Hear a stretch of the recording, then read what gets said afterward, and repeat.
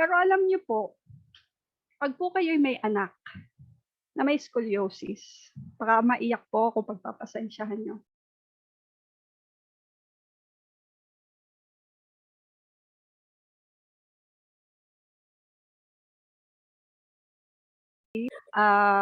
Alam mo, pipigilan ko na mapahaba ang kwento ko kasi alam niyo, Sir Je, RD Ramon, na, "Hi Miss Luni, ang ganda ni Miss Luni."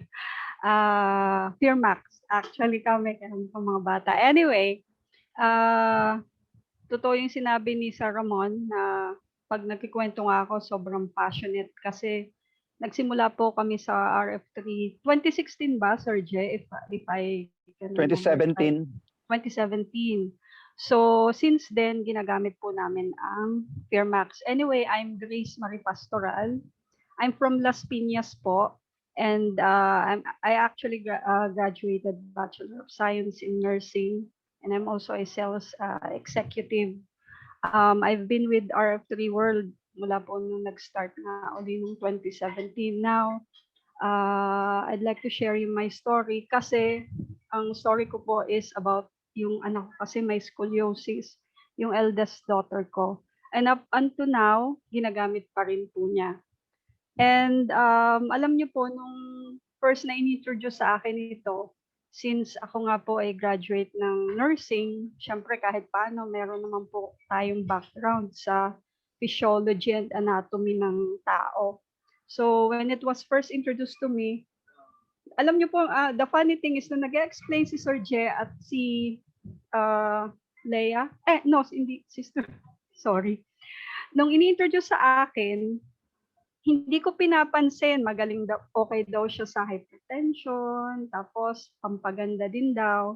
So nakikinig lang ako. Alam niyo po yung 'pag na-invite ka ng mga kaibigan mo tapos they have something to say na maganda daw and they share it. So, oo lang ako ng oo, okay. Hindi hindi nila agad nakuha yung attention ko, but what really caught my attention, may pinakita silang picture. Actually, it was a picture, doktora siya na may scoliosis.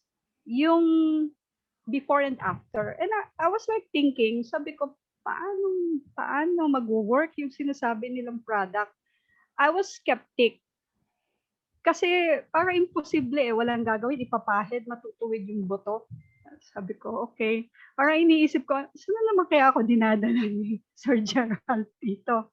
So anyway, pero alam niyo po, pag po kayo'y may anak na may scoliosis, baka maiyak po ako, pagpapasensyahan niyo, na umiiyak pag may painful talaga. Kasi I remember one kwento ni Shasha Padilla, pag inaatake siya ng pain sa scoliosis, gusto niyang halos umihiga siya sa floor kasi sobrang sakit. But she undergo nagpalagay na siya ng bakal sa likod. Okay. Anyway, so nung sinabi nila yon, sabi ko, sige, itry ko sa anak ko. Kasi my daughter now is 20 years old. First time siya nag-Firmax, she was 16 years old. So that was 4 years na. So tinry ko sa kanya. But anyway, hindi muna ako sa kanya magpo-focus. Kasi I was looking for a picture. Sir Gerald was asking for a picture. Pero wala kasi ako makita nung old photos, yung before. Nasira yung phone ko. Pero ang i-share ko na sa inyo ay yung bunso ko ng anak who uses Firmax na ngayon. Wala pa pong 1 month. When Sir Je was asking me, Grace, pwedeng pahingi ng picture? Sir Je, wala, kasi nasira yung phone ko, wala, hindi ako makahanap ng before nung anak kong babae. Kasi yung eldest ko po, tuwid na kasi yung spine niya So ano pang ipapakita ko? And that time, hindi na kasi ako nakapagpa-x-ray. My tita is a doctor and siya yung unang nakakita sa kanya na, Grace, kasi lahi natin yan. Lahi po kasi talaga namin yung scoliosis Pero ang gusto ko pong, can you, the picture, Sir Je, yung message ko po sa kay Doc Algie, from Doc Algie. Behind the scene po si Doc Algie, naka-monitor sa atin. So, this month, ngayon lang pong July, nag-message po ako sa tita ko, uling doktora, sabi ko, hi po tita, mag-request ako ng x-ray. Kasi this time, gusto ko ng may x-ray. Kasi it's different pa rin pag may x-ray.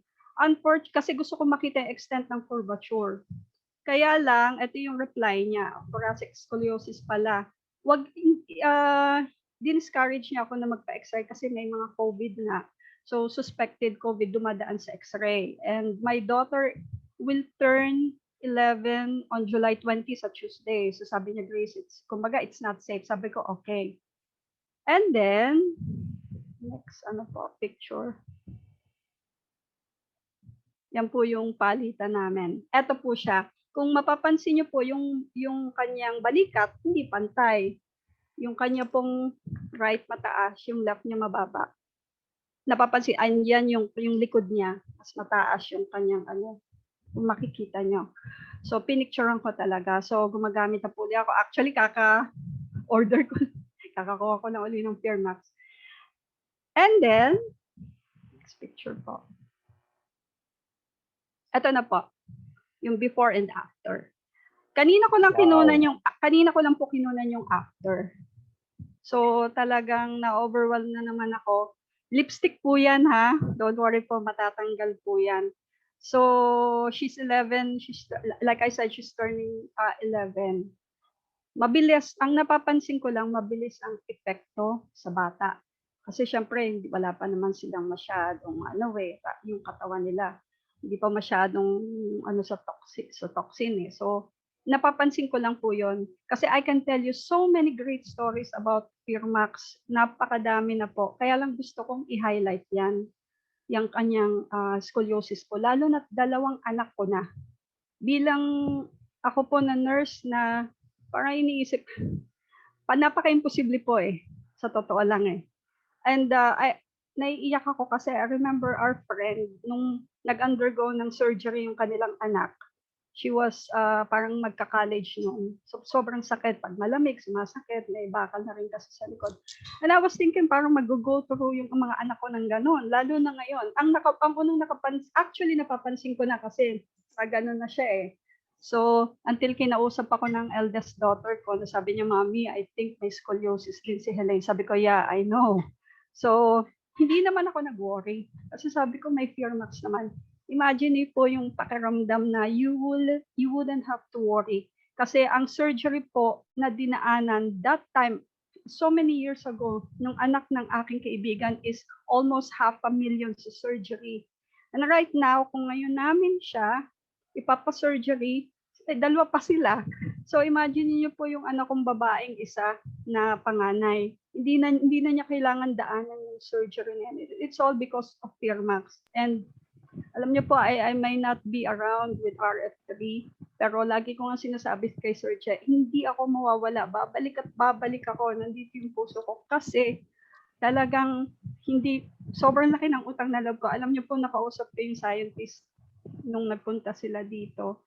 And talagang personal ako nagpa-thank you sa kanya. Even with kina Sir Nisam. And I remember hugging Sir Nisam. Sabi ko, thank you po. Mawala na lahat ng product. Wag lang kayo. Kasi parang hindi ko alam yung gagawin ko. Come here. This is my daughter po. She's a little okay na. Say hi. Wow. Yeah. Wow. And although yung kanya po naman na kanyang scoliosis, hindi ko lang maipakita kasi makukupit. But can you kasi medyo may lipstick pa eh. Sabi ko, anak. Kanina lang yan, ano? Kanina lang. Wow, amazing. Kasi sabi ko, Sir Joe, wag na nating hanapin yung sa eldest daughter ko kasi okay na yung sa kanya eh. Although may konti pang curvature. Pero ito pong anak kong isang babae na eldest, pag ginamit niyo po ang Firmax, make sure that you will use it religiously. Kasi pwede rin po na akala nyo hindi siya umi-epekto. Pero I've been a user for 4 years now. And sobrang thankful ko. Iniiyakan ko po lagi yan pag nag-share ako. Dahil sabi ko, there was this one time na may nag-i-introduce sa akin ng ibang product na magaling din daw po sa hypertension, magaling din daw po sa diabetes, ganyan-ganyan, goiter. Ang sinasabi ko po kasi is ganito. Marami po talagang magaling. And I'm pretty sure okay po din yung product nila. Pero sabi ko, matutuwid po ba ng product nyo yung spine ng anak ko? Yun. Kasi a lot of great products are out there. Kaya lang kasi ito kasing product ng Firmax, it is something na makikita nyo agad sa posture pa lang ng bata. And I'm talking about the spine.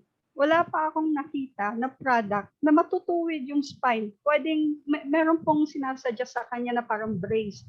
Which cost, at that time, sabay na nag-offer si Sir Jack, nung kausap ko. Yung tita kong doktora, yung minessage ko, ang sinasuggest na sa akin is parang brace that cost 65,000 to 75,000 pesos kasi depende sa katawan ng so at that time 16 pa lang naman siya, so yung sa kanya parang nasa 40,000, so kinuwenta na.